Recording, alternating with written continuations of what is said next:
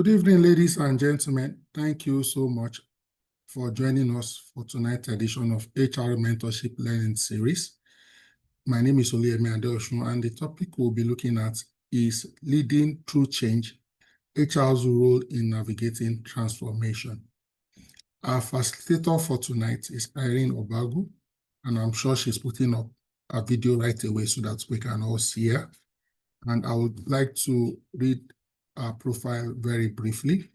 Irene is a human resource professional with over 12 years of cross-sectional experience spanning oil and gas, tech, construction, and asset management. She has a background in guidance and counseling and a master's in personnel psychology. She brings a people-centered and strategic approach to HR. Our focus areas include organizational development, workplace wellness, and helping businesses to align people's strategies with performance goals. She currently serves as a senior HR generalist with Morris Sandra Solutions, and also mentor HR professionals and support business leaders in creating thriving work environments. Speaking to us on the topic, Leading Through Change, HR's Role in Navigating Transformation. Please let's welcome Irene Obagu. Over to you, ma'am.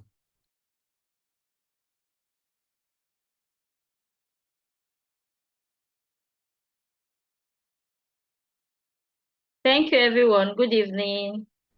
How was your day? Thank you. Like I like to do, I like to be sure that I'm not here alone. I like to be sure that we're having a good interaction. Please just go to your comment section. How was your day? In one, just use one emoji. How do you feel? How was your day? How has your day been? If you live in Lagos, how was the bus of today in the Lagos road?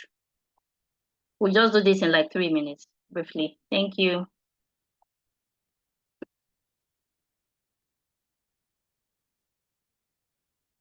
Okay, cool. Okay.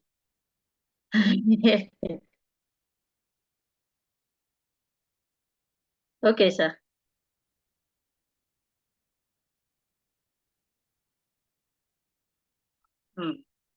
Okay, so thank you, everyone. The emoji, yeah. Jane Francis, your day was good. It's good to know. Okay, so it's Monday, and I understand hectic, but fine. Yes, one of those things. We know how Mondays can be smooth. Aliyu, yeah, thank you. Okay, so it's good to know that. Yeah, I'm not here alone as usual. I like to be sure that we are flowing together. Thank you, everyone. Thank you.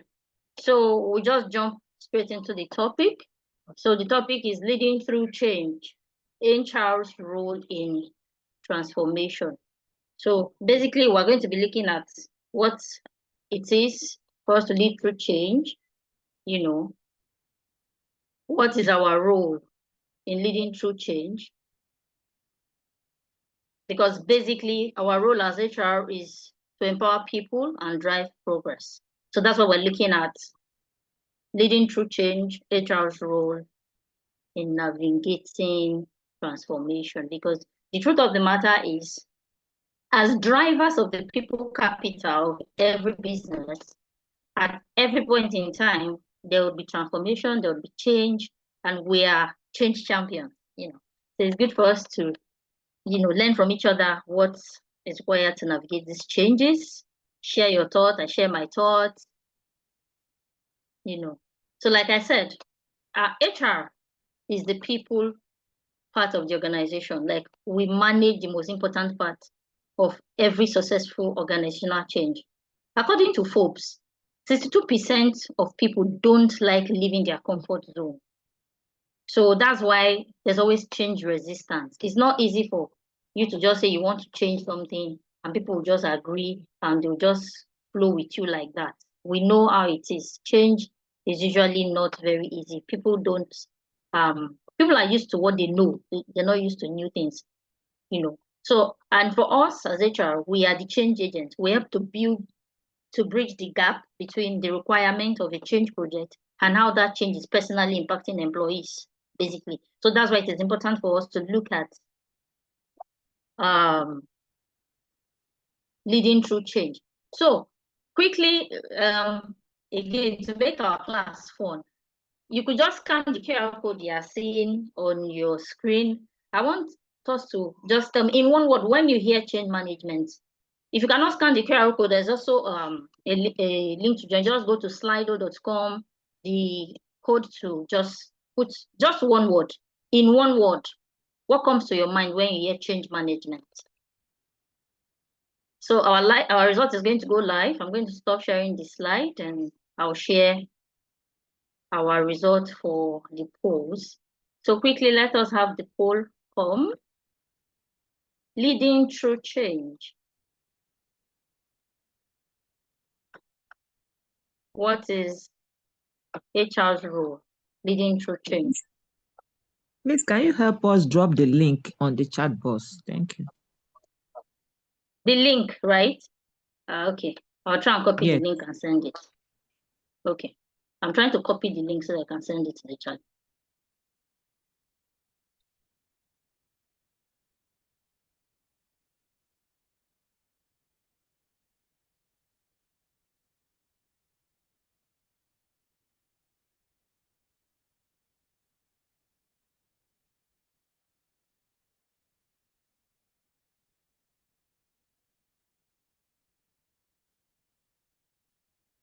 One minute, I'm trying to copy the link so that I send to us.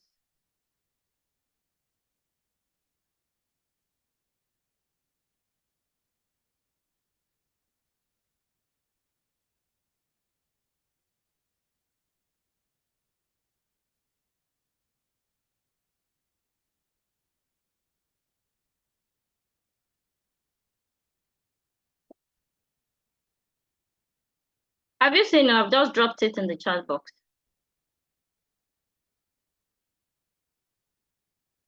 It's not peculiar to us, but it's looking like we're going to just leave that and just proceed. You know. So I was asking in one word. So I was expecting to see things like renewal, things like ideas, other name that you would have given to change management. But let's just proceed because that's going to seem to take our time. So the truth of the matter is, the inevitable truth is that change is hard. That's why in my opening I said change, people are used to their comfort zone. So they would rather remain in what they know than move to an unknown. And that's why change is hard. The stark reality from researches is that 75% of change initiatives, they fail. This is according to McKinsey. There are other studies that have also shown that a good number of change initiatives fail. Change is hard at first, messy in the middle, and gorgeous at the end. That's just the truth. Because we don't know what to expect when change is coming. So there seems to be a sort of resistance. People don't know what to expect, so they would rather not want to go through the trouble of what to expect, So change is a journey, it's not a destination, So it has its inherent complexities. Basically, fear of the unknown. So that takes us to looking at the barriers to change. What are the barriers that, change initiative would normally experience? Again, this is a research from PricewaterhouseCoopers. So competitive resources, 48%, functional boundaries, 44%, lack of change skill, middle management, long IT time. Of course, when there's going to be changing tools, changing technology, of course, every change will affect every system and process that used to be in place, communication, because of course, even when you're communicating, communication is expected to be clear, but even sometimes when you're communicating, people don't trust you enough, employee opposition, resistance to change, initiative fatigue, unrealistic timelines. So these are figures that have been proven. It's not like they're just there, to show that there are barriers in change initiatives. There will always be barriers. That is why we are looking at managing through change, leading through change. How do we manage change, So making change to succeed, now that we know that there are barriers, it's good for us to look at what's going to make change succeed. One, good communication, that is 100%. Because when people don't understand why you want to change or the reason for the change, definitely there's going to be resistance. You might have to be dealing with the change itself. And good communication is like the major ingredient, like the base ingredients. You know, well, those of us that know how to bake very well, when we're baking cake, the base ingredients that will make the cake to, look fluffy and nice. Good communication is like the key ingredient. That's why it is 100%. Strong mandate by senior management. Like we always say, every of our initiatives must have management buy-in. If there's no management buy-in, we ain't going nowhere, So those are the things that we must look at and pay attention to for every change to succeed. Good communication, strong mandate by senior management. If the management do not buy into your change, in fact, that is more like there's no change. It's dead on arrival. Setting intermediate goals and deadlines, 95%. Because if we don't have goals and we don't have deadlines, that means we don't have a timeline. That means we don't have anything we want to achieve. Then in the first place, there's no need for the change. So if we set intermediate goals and we set deadlines, then we are sure that, okay, this change is going to happen between 10 months, 18 months, thereabout. And this is from this time to this time, we must have achieved this, So, and we continuously check how we are doing. That's very important. Those are the things that make change succeed. Having an adaptive plan. Yes. If you're going to change something, you must have a plan in place of how people will adapt to it. Because it's more like you're taking a fish out of the river and you don't have a fish pond to go and put the fish. The fish is not going to survive. So if you're taking a fish out of the ocean or a river, you must have an adaptive plan in place for this fish to survive. I'm just using that. That's the quickest example that came to my mind. Having access to adequate resources, yes, it's very important. If people do not have the resources to adapt to your change, they don't have the resources to cope with the change that is coming, it's not going to be successful. Then we also have demonstrating urgency of change. Again, that takes us to setting immediate goals and deadlines. If there's no urgency for the change, that means we'll not have a timeline. If the change can happen whatever time, whatever year, then there's really no need for the change. Setting performance measure, yes. We need to be able to check this thing that we have changed to. In the days of us porting from one network to another, anyway, we still do it. If we have the criteria we are looking at, we have what we are measuring for us to say this network is better than that network, so we're going to stay on this network, or we're leaving this network to go to this network. We must be able to measure those performance. We must be able to measure why we had the change. Are we meeting the expectation? Just like if it's not broken, don't fix it. And if we have decided to fix it, it means that it's broken. So we must be able to check that, okay, this thing we're fixing, is it fixing? Delivering early tangible results, quick wins, that's also very important. When you see quick wins in the change initiative, is a direction, is a light in the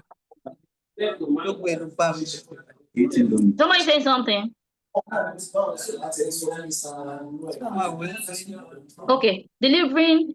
Please, if you are not, please, it would be nice if everybody just stay mute so I don't get distracted. I was thinking somebody's talking to me. Delivering early tangible results, quick wins. So we must be able to know that, okay, we have achieved results in this place and this place so that we know what's next. We know where we're moving to next. That's the only way we can know that, okay, the change is changing, So basically, involving customers and suppliers, because whether our organization is a service organization or a production organization, the truth of the matter is we have customers and we have suppliers. Either people that supply us service, people that supply us goods, people that, so we must involve them in the change, because at the end of the day, we are all a part of the same ecosystem because we all exist for each other. So it is very important that then we benchmark competitors. In the industry where you operate, you're changing something. That's because either it's a trend in your industry or you want to be ahead of your competitors. So you have to benchmark your change to see that, okay, you're doing better than your competitors, because at the end of the day, our goal is to do better than our competitors, for us to remain competitive. You know. Again, the source is PricewaterhouseCoopers.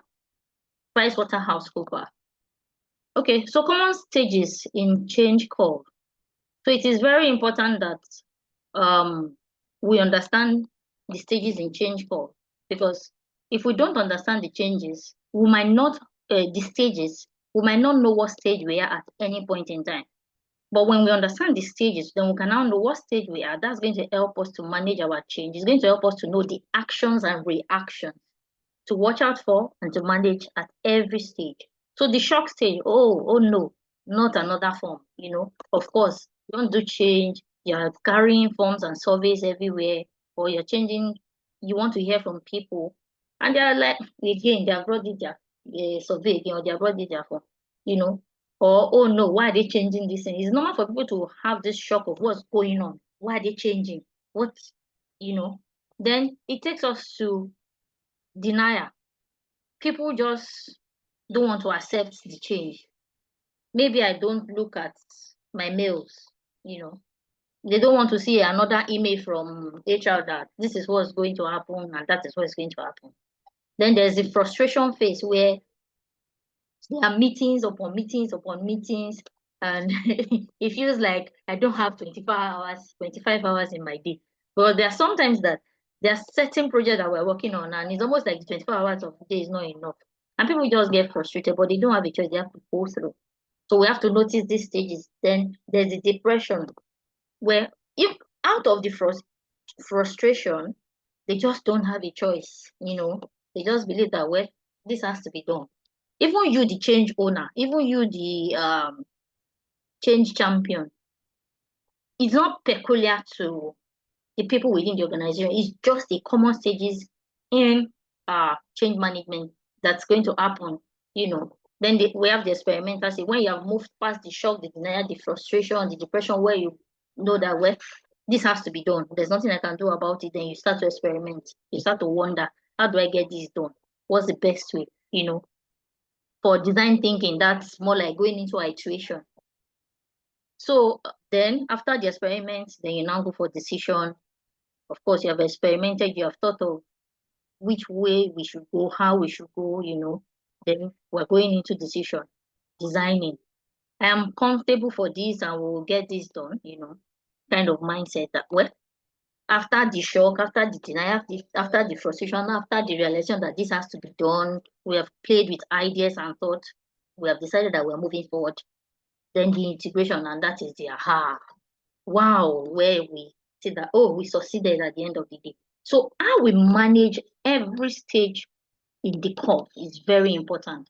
If at shock stage, you're not able to communicate clearly, that is why if you go back, if we go to my previous slide, communication was 100%. If we are not able to communicate clearly, we are not going to be able to move past the shock stage. So it is very important that we pay attention to the things that are needed for change to succeed, so that we are able to move from one stage of the curve to another stage of the curve until we get to the integration part, where we are elated and, you know, there's this aha moment and we're celebrating and rejoicing that change has succeeded. Okay, then of course in change management there is the what is in it for me. Because if you want to change something, it must be that you are offering something better, or it must be that there must be something in it. When I say what's in it for me now, I'm basically referring to everybody involved in the change process. Everybody wants to know that, yes, this change was in it for me. You know, in order to accept change and contribute to making it successful, people need to understand how will it benefit them. Not everyone will fall in line, you know. Even though you have communicated 100%, you have been able to tell people that, okay, this is what we're having, this change. This change has to happen because of ABC. It's not everyone that will fall in line. Change is necessary. It will benefit the organization. It's a common assumption. People don't believe that, you know, it will benefit them. They just believe that you are doing it because of the organization. Unfortunately, some people will genuinely be harmed in the change process. That's the reality. in change process, we do not mean to harm people, but unfortunately, just like you're having a restructuring, definitely some people would be either retrenched, some people will be upgraded. Somehow, some people will be affected for the positive, and some people will be affected for the negative. It is just what it is, you know. But some people just particularly like the status quo, and that's because they benefit from it. They don't want it to change. It's just like if you walk into some organization where you are the new HR and there are founding members that are like 20 years old and you want to initiate some new change, they'll be like, this is how I've been doing it here. Where did this one come from? And that's because they are benefiting from the old system. So those kind of people, it's not because the change is genuinely harming them. It's because they are benefiting from the status quo. So these are the things you must consider, you know, in your change initiative. It is important to foresee and manage these situations, basically. So when you have this consideration, you're looking at who will be negatively affected the most by the necessary changes. Then what can you do for this group of people? Basically, it is a reality that we have to face. We have to face it. In change management, some people will be affected negatively. Some people will be affected because you're altering the status quo. You're coming to change your comfort zone, you know. So we need to identify these people and we need to know what can be done for them so that it's not looking like we're throwing the baby and the bathwater away, you know. So what to expect from every change initiative? No matter how positive, promising, or proactive the change is, expect a sense of loss from some people, like I did mention. Some people, of course, will be affected genuinely, but some people it's not affecting them. It's just that they benefit from the status quo. So they will have this normal sense of loss. No matter how competent and committed stakeholders are, expect a sense of confusion at times because they can't. It's not rocket science. They can't always get it right. They can't always. There will be trial and errors, you know. So don't get to the point where sometimes we place some people in high regard and we are disappointed or surprised that they did something. You know, these kind of things happen in change management. No matter how competent, how committed stakeholders are, expect a sense of confusion at times. No matter how loyal employees are, expect some initial skepticism, and in case it's me focus, you know. As much as they may be committed, they believe that it's for the good, you know, they are loyal to you, they're like the change sponsors.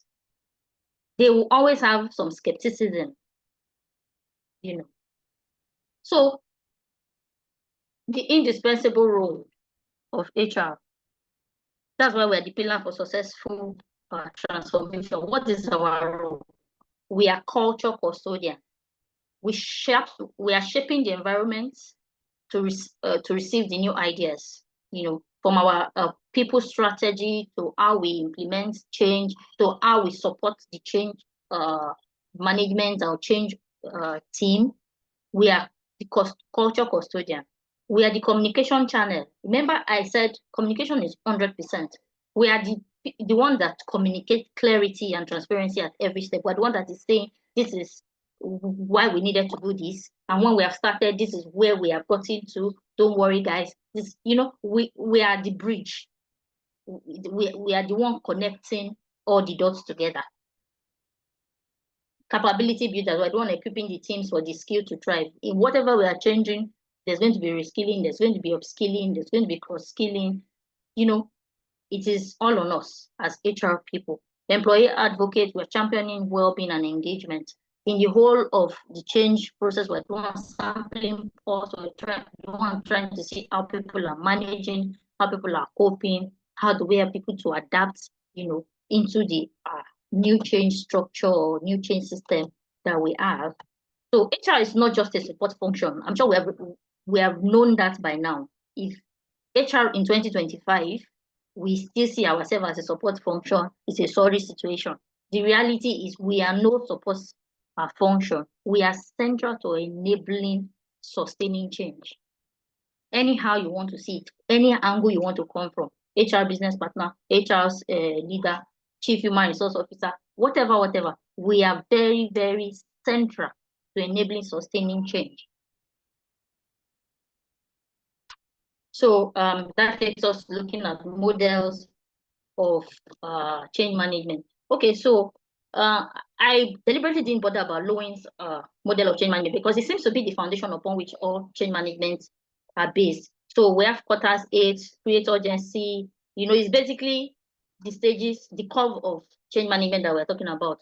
Create urgency, form coalition in terms of relating with people, develop vision, communicate vision, remove obstacles, create short-term wins. We've basically talked about this in change management curve. Awareness, desire, knowledge, ability, reinforcement. These are all speaking to what we've been saying. It's all speaking to knowing the stages of change management and how we manage those stages and how we cope with those stages. And how we lead people through those stages to help them, transcend the stage from one stage to the other, how we help people transcend either from urgency, which is the shock stage, to, form of coalition. Basically, we need to understand the models of change so that we know what we are doing at every change, at every phase. So, yes, HR strategic touch points are critical at each stage of this framework. It's very important that we also know that. So here's a framework for transformation. Like I said, we are the bridge, we're the one connecting the dots in every change initiative. So we are looking at the holistic approach, like the framework for us to lead through change. Vision alignment. We're ensuring everyone understands and commits to the future state. We are communicating clear, consistent, and continuous, like I've mentioned. Measurement and feedback. We're tracking progress and adapting stages. We are training people, like we said.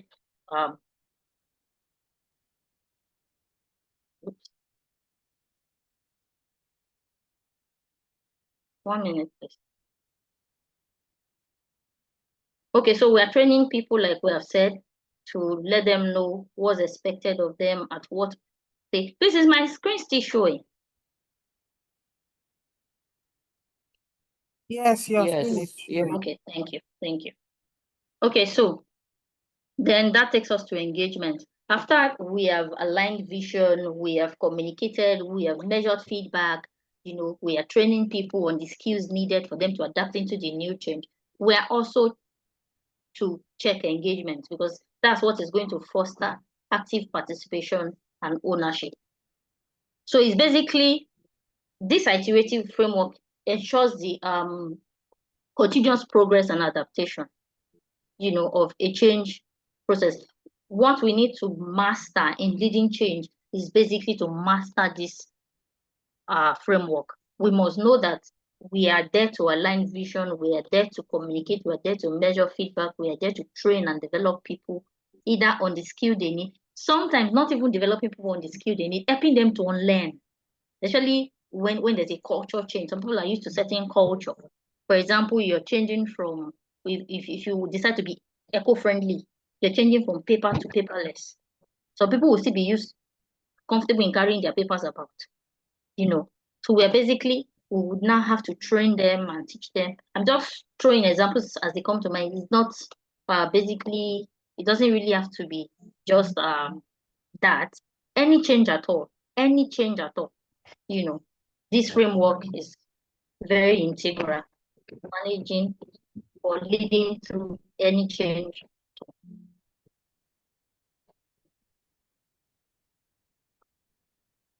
Okay, so basically it's vision alignment, communication, training, measurement, and engagement. That's basically like what we have been saying. So practical tools HR can use. So we're saying we're the one that are responsible for, basically we are the change champion, right? If we're going to champion change, we must also know the kind of tools that we will need, or tools that could aid us in, championing change. The stakeholder mapping, we must be able to map stakeholders to know which to attend to at what time. We must know those that are very integral. We know that everybody is a stakeholder, from employees management, customers, competitors, but we must be able to know how to relate with each stakeholder at any time. So if we don't do stakeholder mapping, we might not be able to know who we are responding to and how to respond to who. Change readiness assessment. We must also be able to test to see that people are ready for change. Pulse survey and focus group. Again, pulse survey is what helps us to check the adoption rate. How are people taking this change? Communication playbook, coaching and mentoring. In fact, coaching and mentoring is very, very, very important, because sometimes even when we have gone through the phases of change, we must also coach people so that they adapt quickly and settle into the new change. Especially some people that are either going into new management role, you must coach them and mentor them to be good managers. So I tried to look at some case study of change initiative. So there's this case of Mateco's change. So it's a global company, right? What they did was to roll out digital platform across multiple countries. This is just a summary. You might just want to go and read the story to understand what they did. But basically, the summary of their change initiative, what they needed to achieve was to roll out new platforms across multiple countries so that it can help them in seamless connectivity, communication, and all that. And the outcome was that they achieved 80% global alignment in year 1. This was according to Process case. So why did it work? Because I tried to look at change initiatives, why they worked. It worked because executive sponsorship. Remember at the beginning, we said for change to succeed, we must get management buy-in. So if they don't buy into it, they will not even sponsor the change in the first place. Local change agents networks. So in every country, they establish change agents. Those change agents were the ones championing the change. Role-based enablement, frequent local reinforcement.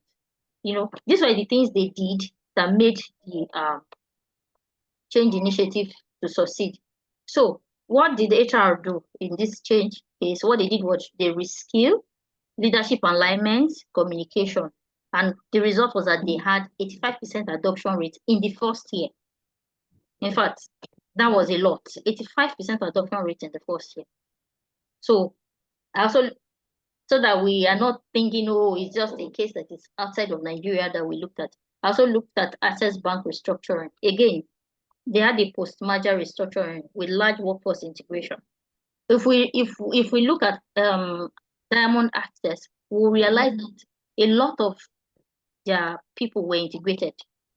The outcome was strategic HR reduced turnover risk and improved integration. Why did it work? Clear role mapping. Even though they were retaining people, they gave them their role clearly. So it was those that were either not willing to take the role or those that had other, some of them will resign by themselves. Targeted retention incentives, again, they just looked at what was going to help the change process. Consistent communication, and there's leadership alignment on culture. Again, that source is from Access Bank HR integration studies. So what did this do for Access Bank? How did HR do this? HR ensured wellness check-ins, transparent, frequently asked questions, peer champions. And what did this do for them? It reduced turnover during transition. So we see that communication, management buy-in, and carrying everyone along is very integral if a change initiative is going to succeed. So it is very, very important. Those are the things we have mentioned in the earlier slide. These were just case studies to drive them home. Okay, so HR competencies for leading change. What are the competencies we need to lead change? Number 1 is emotional intelligence. We have to be emotionally intelligent for us to, like in my previous webinar where I looked at IQ and EQ. The thing is, no matter how brilliant you are, you can have all the intelligence. If you are not emotionally intelligent, it's almost looking like you are going to crash a whole building, without you knowing. strategic communication. We are saying communication is 100%, but we're not saying talk anyhow. So in the communication, you have to be strategic. You have to know what to say at what time, how and when, you know. It's also very important. Data literacy, yes. In change management, we are saying we should measure, we should do performance measurement. If you are not data literate, how do you measure performance? Beyond measuring performance, in the whole change phase, you want to check what stage you are going and how you have done at each stage. You need data literacy to do that. There are decisions to be taken in the process of change. You need data to do that. So data literacy is one of the competencies that HR needs in change management. Coaching mindset. So I don't know if I'm the only one. Again, I would like to ask this in the comments. Have you guys realized that HR is beginning to lean towards coaching? Like, maybe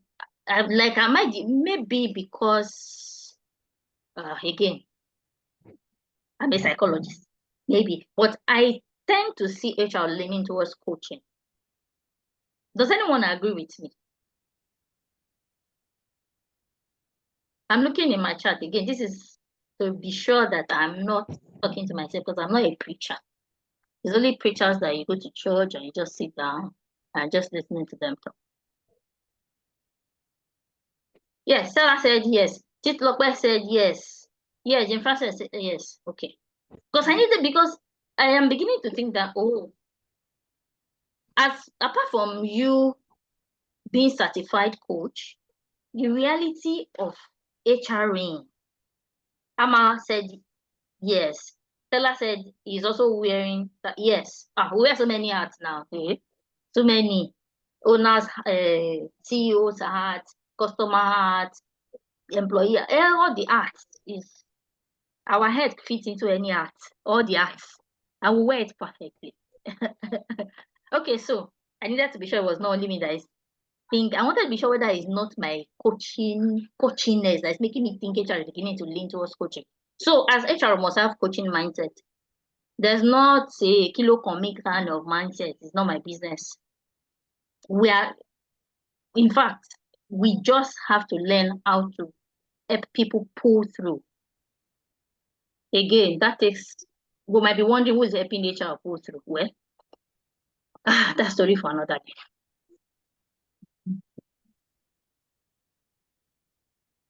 Okay, so that is that. Future of change management. Because whether we like it or not, the world is evolving and very fast. We cannot stop talking about future of everything, future of work, future of this, future of that. Everything we're talking about now, we must constantly look at the future. Because the way we are evolving, basically. We keep evolving. So the future of change management will be AI and digital adoption tools. Whether we like it or not, AI has come to stay. Then hybrid workforce realities. That is the reality we'll face. Thanks to COVID. Continuous transformation culture. Like I have said, the world keeps evolving. If you do change today, be ready to do change next year. Even if you're not doing total overhauling, even if you're not changing everything, something will have to change because the world has evolved or because the landscape you operate in has changed. The world is not static, the world is moving. And as long as the world is moving, there's going to be continuous transformation of culture. So we must bear that in mind. So as we're equipping ourselves to lead through change, we must know that the future of change is going to be AI and digital adoption tools. It's going to be hybrid workforce reality. We have to pay attention to continuous transformation culture. So when you're planning your change initiative, you must plan it with the mind of knowing that it could change, and identifying what could change. Those are also topics for another day. Okay, so key takeaways from all that we have been saying is that HR is a navigator and a stabilizer. The key takeaway of all we have been saying is that we are navigators and we are stabilizers, because we are the one navigating change. We are the one having everybody to see what they need to see, cope with what they need to cope with, you know. So, and the reality is that is what it is. So we must constantly, you know, put this at the back of our mind as we live through change, as we get to prepare for the future of everything. Like I always say, prepare for the future of everything. As HR, we are the navigators and the stabilizer. And don't forget, prepare for the future of everything. We're talking future of work, future of anything you can think of, because there's future of everything because of the whole general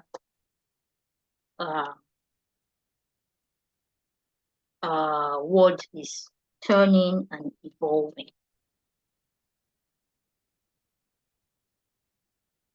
Okay, so change is equal to people, not just process. Change is equal to people, not just process. So when we are talking about change, we are not changing just the process, because there's even no process without the people. Come to think of it. So change is equal to people, not just processes. The processes you're changing it or you're putting it in place for people. So we must know that the key takeaways from this our discussion tonight is to know that HR is a navigator and a stabilizer. We are to help people navigate through change. We are to help them, people and the organization, stabilize and settle into the change so that we can proceed to the future. Change for us is also people, not just process. When we're talking about change or leading through change, we're not just talking about the process, because there will be no process if there are no people in the first place. Why we're putting process in place is for people to thrive, people to know their left from their right. So change is equal to people, not just process. Then tools, frameworks, and mindset must align. In all that we are saying, we said a future of change management is going to be AI and digital tools. If we provide these tools, yeah, we can provide the tools, right? How would they be used? There has to be a framework of how they'll be used. Beyond that, they'll be used. The mindset must align. It's just the way that we are hearing AI everything. So people are like, AI. The workshop that was had at Abuja, one of the facilitators said somebody walked into a training and he worked out that this thing were AI generated, ChatGPT generated. It is a reality. It is one thing to know how to use ChatGPT. It's another thing for you to know that ChatGPT is giving you the right thing. If you are not intelligent, you can't even use the ChatGPT, unfortunately. Because if you're not intelligent and ChatGPT gives you trash, you are going to just put the trash out there and everybody knows that you don't know anything.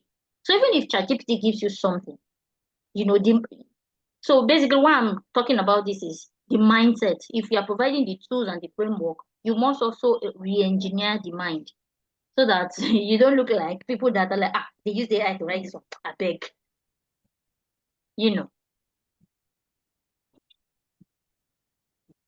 So reflection and action point from all that we have been saying today, from all that we have said about change management. What's one thing you will do differently in your role, in your HR role, to lead through change? Again, I'm looking in my chat. Okay, we know that, okay, this is our role in change management. This is what change management is. This is what we must look at, you know. So what do you think you'll be doing differently, or what would you suggest that we should do differently to lead through change?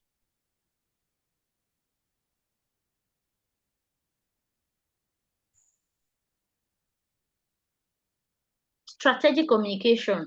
Thank you. In fact, that cannot be overemphasized. Strategy, not just say you are communicating and just saying anything. You must be strategic. You must choose your words. You must choose the timing. You must choose who you are talking to, how you are saying it. You know, this is very important. Strategic communication. Yes, more? Do we have more? Do we have more?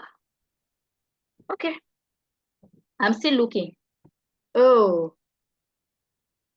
Yes, what's the need for, what is the need for me? Yes, so communicate the benefit, because if they don't know what's the need for them, nobody's going to support your initiative.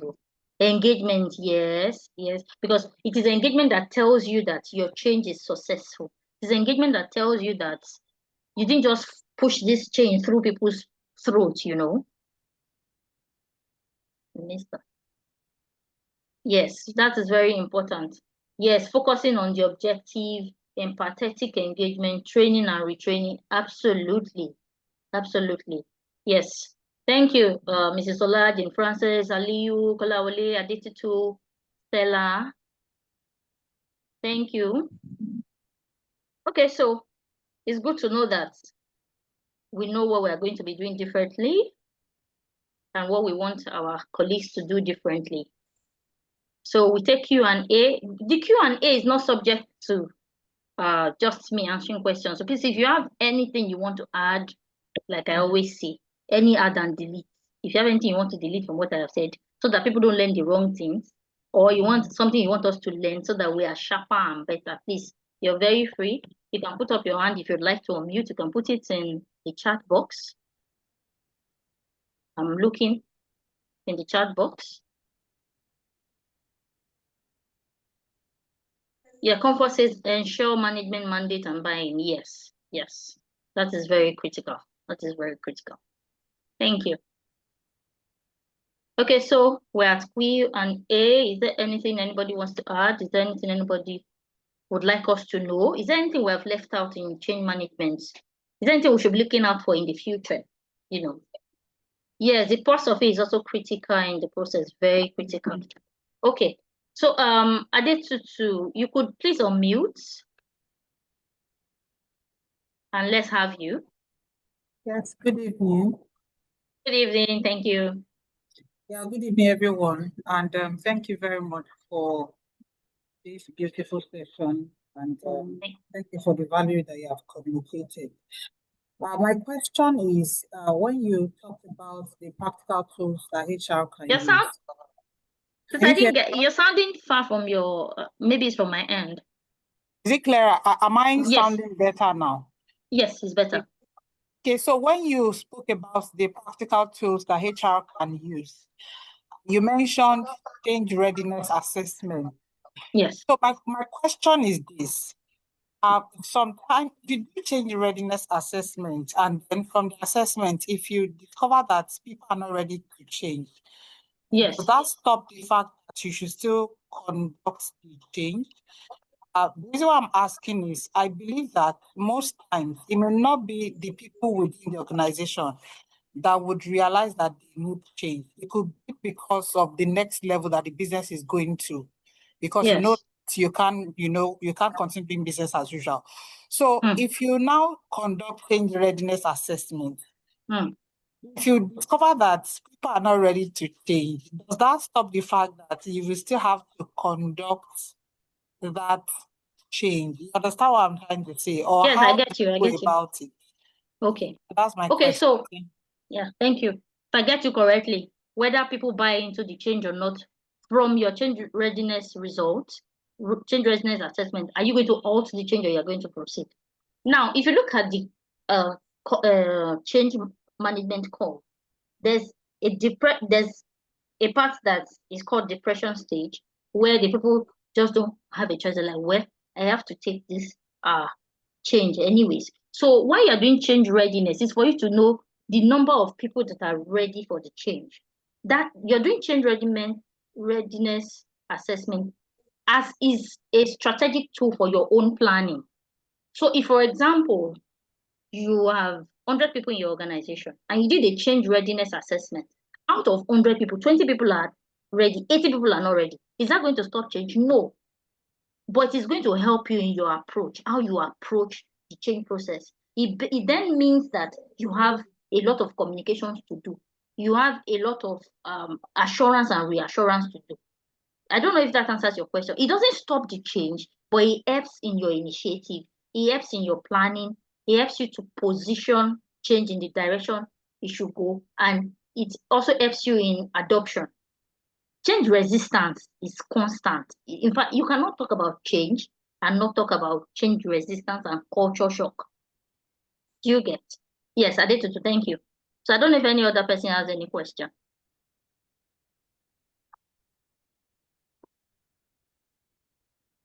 Please, you could raise down your hand so that I know that we are done.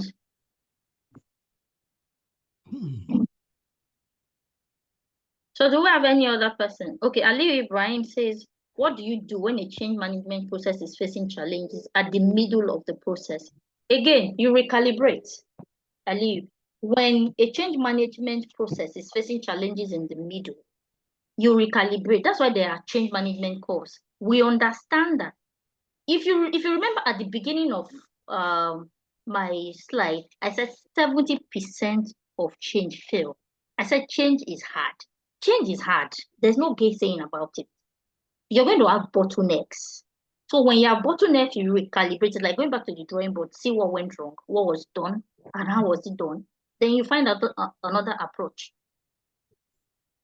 So, Ali Ibrahim, I don't know if that answers your question. Yeah, thank you very much.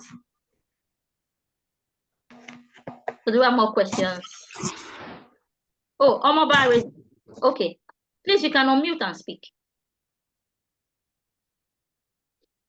Good evening, everyone, and well done, madam. Thank you very much for your value-adding presentation.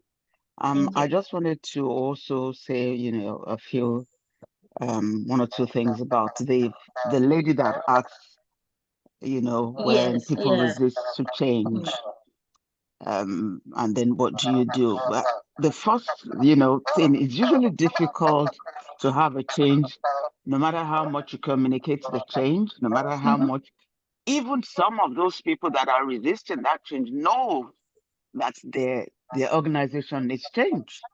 Yeah, those are the people that benefit from status quo. And they will resist, but they do know that they need to change, but they resist it because some of them are afraid, not necessarily because they benefit, they're just afraid. Some of them think that by the time they move, they're used to their comfort zone. There might be some new skills that they are not ready to face. They don't know how to face it. There's a thing that says you are going to become paperless, and that paperless care. I don't even know how to type. I don't even know how to use this computer or something. So it could be for various reasons. But one of the most important things, which the presenter also said, was that before the change, there must have been a change need analysis. Why do you need the change? Don't fix it if it's not broken. So from that point where you are already looking at the reasons why you need a change, at that point you're choosing out, is it the people that you want to change? Or is it how, or is it not even it might sometimes be the structure, because you keep putting a process in place, but the structure of the organization will keep, making things impossible. Is it the hierarchy?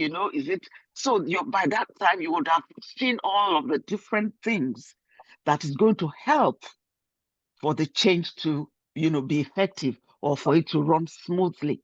So if you are able to establish all of those things, then you'll know where to face. Okay, this is the first thing we have to do. We have to make sure that, okay, right now we don't have a GM and an MD and a something and a something. You can say that. And so that change will start from there. And then you can then go to like the processes, like every other thing that then needs to change. So those are some of the things that if you don't do them from the get-go, might give a pushback through the change that you're trying to achieve. Just a thought. I thought I'll just add that. Thank you. Thank you so much, Ma. That was a good one. In fact, that's like summarized everything. We must know what we are fixing. It's very important. Thank you, Ma. So, okay, I have some. You are very most welcome, Ma. Thanks for the opportunity. Thank you. Yes, Ma. Okay. How do you identify change agents within an organization? Are they necessarily managers and teammates? Comfort, no, they are not necessarily managers and teammates. Anybody can be a change agent. Anybody within the system, can be a change agent. You don't even need the managers to be change agents if you ask me. Everybody must buy into the change, right, somehow, but the change agents are the first adopters. I'm trying to find the word. The people that accept the change willingly and readily from the earlier stage. There are people that will just accept the change and make your work easy and flow with you. So you work with those people. For example, the sales team, there must be somebody that has agreed to the change or that is ready to flow with the plan. You can use that person as the change agent. You just, for every unit and every department or section, you will see somebody that is already. It's not everybody that will just reject the change. There are people that are not scared of the unknown. There are people that are even inquisitive, very adventurous. That's why we have different personalities at workplace. Another thing that you can use to identify change agent is you can do personality assessments. Yes, there are a whole lot of things you could do to identify change agents.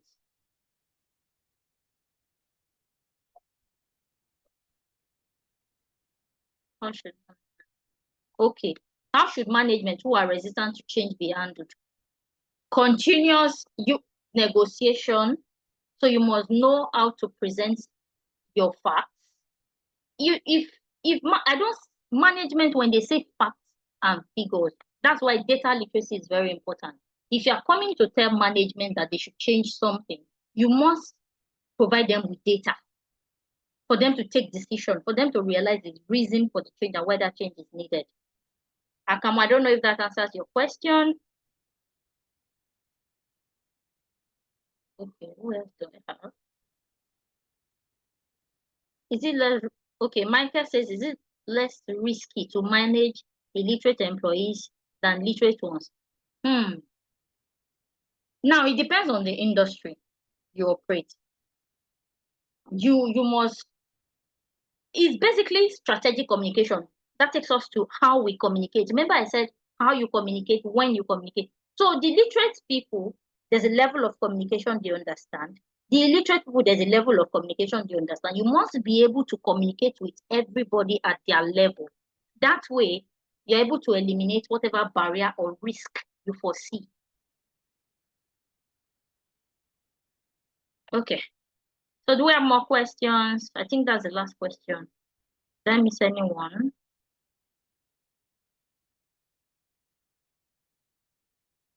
Okay, I don't think I missed any question.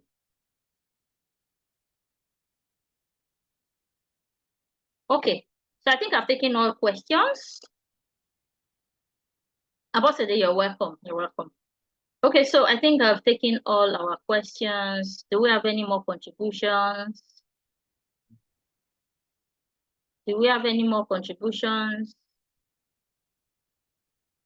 And if no more contributions, thank you for spending your evening with me after the Monday hustle and bustle. There's a question from somebody here. Akumi Abigail said, how should a management who are resistant to change be handled? So it's talking about the top management themselves that are resisting change. So in my mind, I would say, who said they should change? So you have to now be sure of which management. Are they the middle management? Are they the C-suite? Are they so you need to know who is resistant to the change, because management is a bit ambiguous. We're not sure of who that management is. It will be very unlikely that the top management, who are instigators of the change, would want to resist it. However, if it is the HR, that is trying to convince the management that this is what needs to be done. You have to change so that we can progress, so that we can add more value to our organization, so that the organization can run better and all of that. You just have to try and ensure that you put all the necessary research into place to convince them, give them data to support what you're saying, give them a lot of examples and evidences to support what you are, what the change will bring and how it will benefit the organization, and the individuals. You have to give them the data to say who it will positively affect and how, who the change will negatively affect and why, and what you can do for them. And all of this, you know, it's a whole lot of things that you have to consider. But it is then down to whoever is the change champion to be able to and ready to present to the management so that they can convince them. Thank you. Thank you once again. Yes. So Akam, there you have it. I'm sure you're good with your answers now. Yeah, you had responded that top management being resistant. Yes. So like Madam has said, it depends on presentation really. If you're able to present data, make your argument with data. Okay. Thank you. Thank you. So I think we are done for the evening. Thank you, everyone. It was nice taking some part of your evening. Thank you. Thank you, everyone. So from me, since we are done, nobody has more questions. Thank you so much, Irene. Thank you. Let's unmute and appreciate our facilitator. Thank you so much, Irene. Thank you so much. We're going to connect with you on LinkedIn. Thank you so much. Thank you. We really enjoyed the Thank you session. so much. Thank you, Irene. Thank you so much, everyone understanding. Thank you, everyone. Thank you. We love you. Thank you so much. Love you too. Bye. And from me, do enjoy the rest of your evening.